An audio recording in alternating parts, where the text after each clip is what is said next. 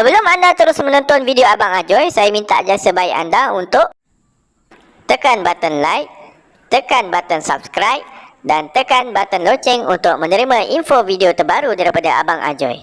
Terima kasih kerana menyokong Abang Ajoy dan semoga anda dimurahkan rezeki.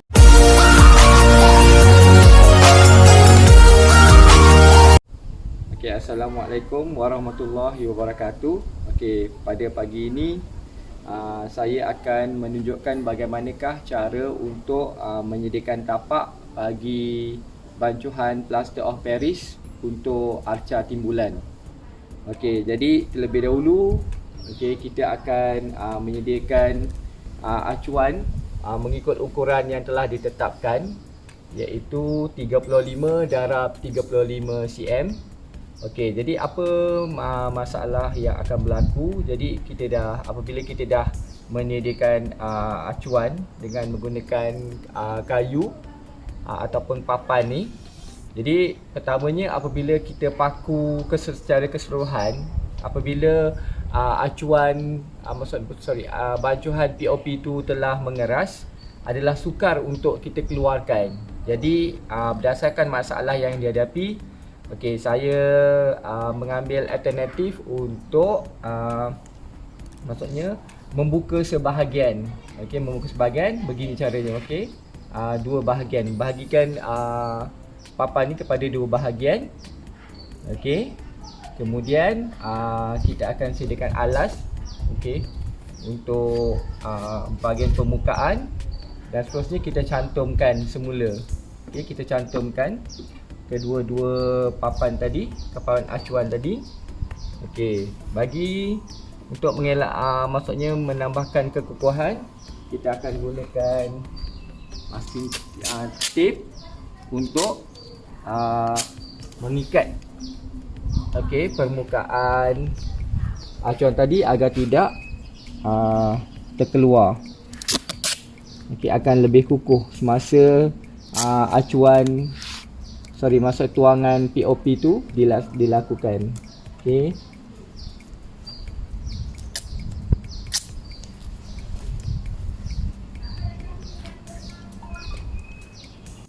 Okey, bagi mengelakkan kebocoran semasa tuangan POP berlaku, jadi kita pastikanlah di mana ada ruang, kita akan tampal untuk mengelakkan nanti POP yang cair tu terkeluar. Okey. Jadi kita tutup bahagian yang kita jangkakan akan POP nya agak boleh keluar mengikut lubang atau rongga. Okey, lengkap. Dan jadi sesuai telah bersedia untuk dimasukkan tuangan POP. Okey, langkah seterusnya adalah kita menyediakan untuk bahan-bahan untuk bancuhan POP. Jadi nisbah bancuhannya ialah saya gunakan penyukat, iaitu mangkuk yang sedia ada, iaitu mangkuk tafufa ni yang biasa ni. Okey, jadi kita akan gunakan 10 mangkuk air dan 13 mangkuk POP. Jadi kita masukkan air ke dalam baldi yang sedia ada sebanyak 10 mangkuk air dalam baldi. Okey, seterusnya dengan menggunakan mangkuk yang sama, kita perlu menyediakan sebanyak 13 mangkuk POP. Masukkan ke dalam baldi, ataupun kita boleh juga terus masukkan ke dalam air tadi.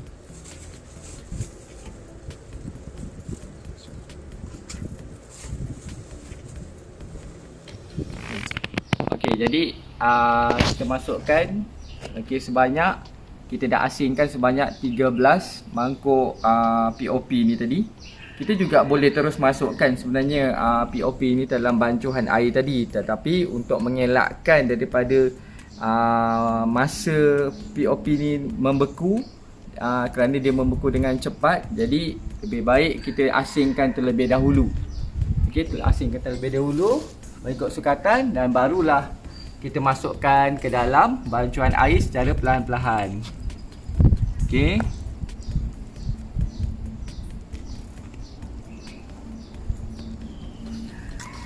Okey.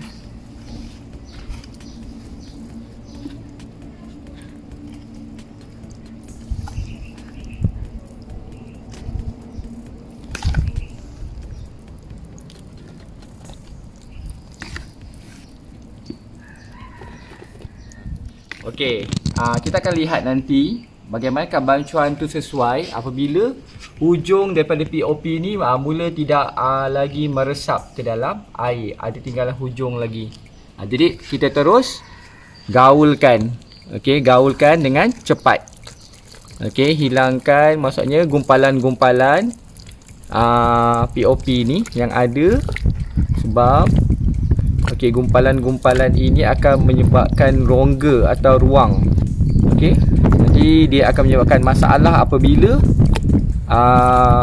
maksudnya apabila si POP ni tadi, plastic appearance tadi telah mula mengeras.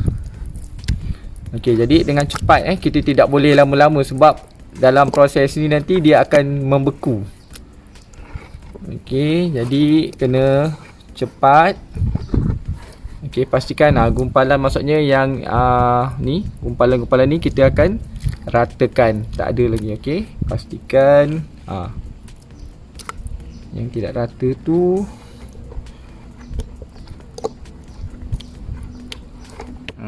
dah. Okey, kemudian apabila dah agak pekat, okey, kemudian dah tak ada lagi gumpalan-gumpalan.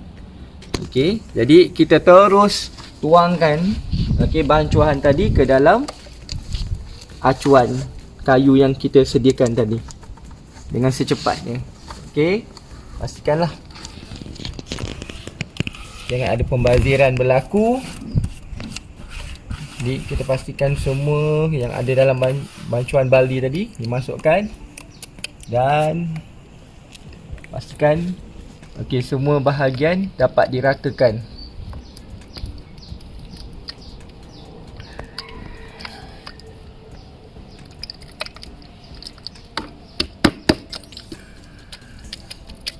Untuk meratakan, melicinkanlah. Okey, melicinkan permukaan supaya semua semua POP ni rata.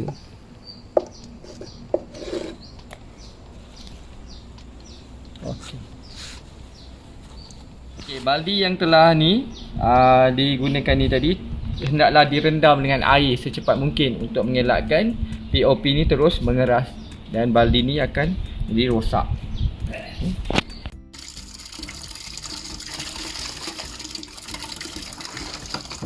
Okey, jadi bancuan yang tadi, okey, kita lihat dia semakin kita tinggalkan dia akan dapat kita akan dapat rasakan lah. Okey, POP ni akan panas.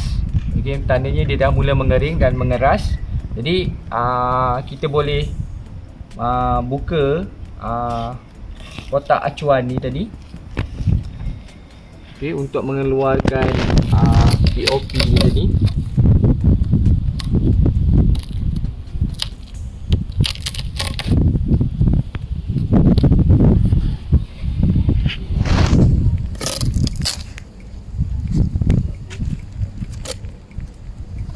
Okey, jadi nampak lebih mudah kan.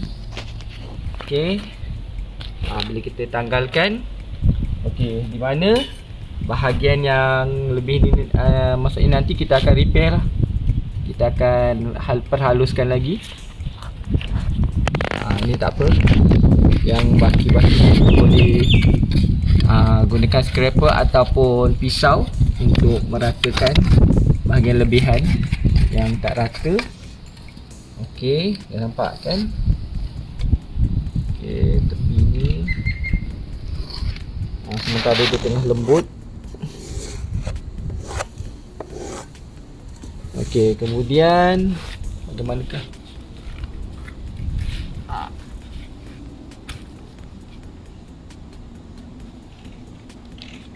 Okey.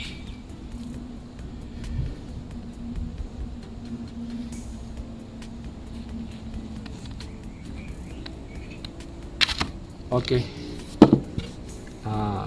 Jadi inilah hasil tadi daripada acuan tadi, bancuhan simen POP tadi. Jadi bahagian permukaan inilah yang kita akan lakar dan untuk diluakkan dan didirikan sebagai proses untuk menghasilkan arca timbulan. Okey, berdasarkan tadi acuan yang telah kita sempurna tadi, jadi sekiranya terdapat lebihan di bahagian tepi, jadi kita boleh ratakanlah. Okey, sebab sementara dia tengah basah, lebih mudah untuk kita ratakan ataupun buat kekemasan di bahagian tepi. Okey, di mana yang acuan yang berlebihan. Okey, contoh di bahagian belakang tadi. Okey, kita akan gosoklah, tolak. Jadi permukaannya nampak lebih rata. Untuk bahagian belakang. Okey, jadi permukaan ni. Okey, sekiranya POP ni telah kering. Okey, telah kering dan sukar semasa kita nak proses mengukir dan sebagainya, kita boleh letakkanlah sedikit air di atas permukaan ini, permukaan POP ni, untuk melembabkan supaya mudah untuk proses mengukir. Okey, kerana dia boleh menyerap air. Okey, kerana apabila kering mungkin akan terdapat debu dan sebagainya, maksudnya debu yang lebih banyak. Tetapi apabila dia basah, dia masih lembut, jadi kurang sedikit untuk risiko debu dan sebagainya. Jadi inilah hasil tadi. Okey, tapak untuk POP ni iaitu 35/35 cm. Berdasarkan hasil acuan POP yang telah kita sediakan tadi. Okey, kemudian kita akan membuat lakaran lah. Okey, lakaran di atas permukaan POP tersebut untuk memastikan daripada lakaran itu yang manakah di bahagian yang akan tersembul ataupun bahagian yang terbenam. Di mana bahagian yang terbenam tu kita akan proses meluak. Meluak ni maksudnya kita akan gunakan pisau ukir. Okey, kita akan pisau ukir biasa. Okey, pisau ukir untuk membuang bahagian.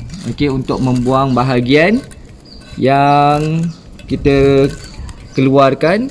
Maksud kita akan membuang bahagian POP tadi untuk supaya dia kelihatan terbenam dan akan menimbulkan atau maksudnya menampakkan kawasan ataupun ukiran.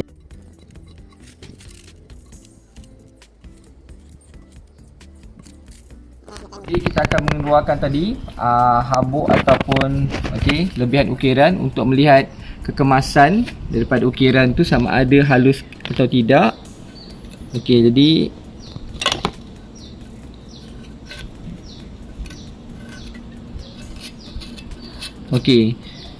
kita akan lihat kesan daripada apabila POP ni telah kering. Okey, maka apabila kita mengukir akan maksudnya lebih rapuh dia punya permukaan.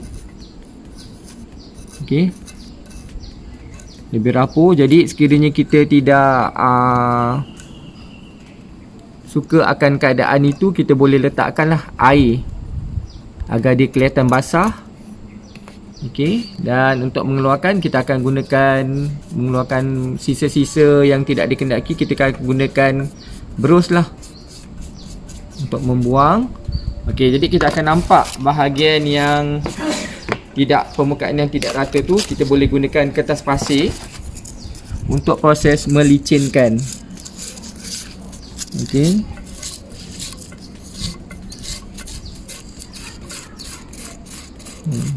Kita akan gunakan kertas pasir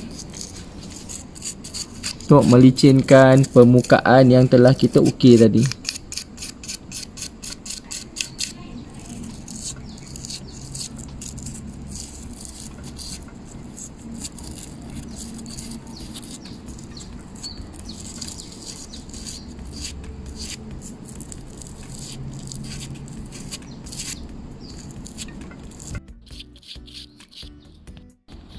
Okey, apabila kita telah maksudnya gosok dengan kertas pasir tadi, maka ukiran akan lebih nampak lebih halus. Okey, lebih halus dan lebih kemas. Kita cantik.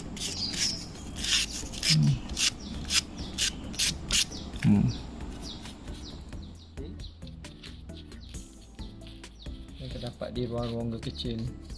Okey, contoh yang seperti yang saya kata tadi. Okey, contoh kalau terlalu kering, okey, kita boleh letakkan sedikit air lah.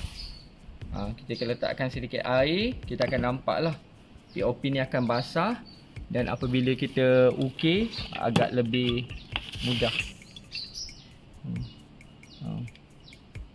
Dia maksudnya kurang habuk atau debu apabila kita ukir dalam keadaan sedikit basah. Okey, basah.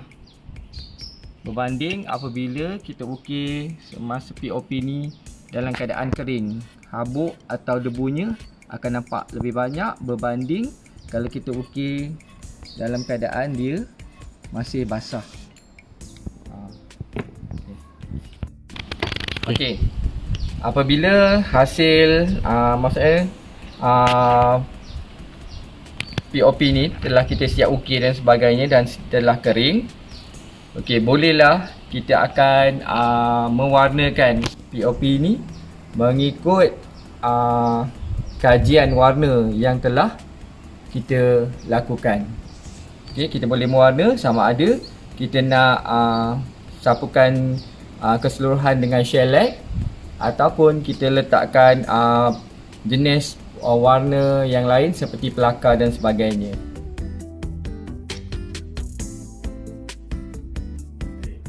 Jangan lupa subscribe, like, komen dan share.